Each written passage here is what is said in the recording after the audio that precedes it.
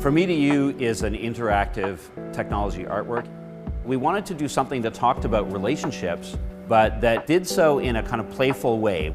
Visitors will come up to From Me to You and they'll turn the knobs, and that will select letters where you see the blank spaces right now on the piece. The visitor is free to choose whatever word they want to input, so people will put I love you, I hate you, I lost you.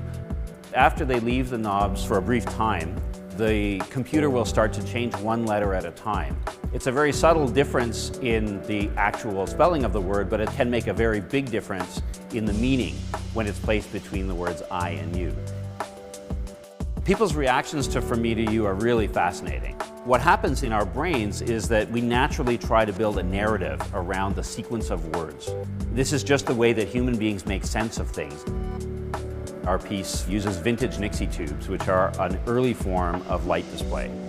We thought that the Nixie tubes combined with the sort of vintage 1920s radio cabinetry made for a familiar yet very unique interactive experience.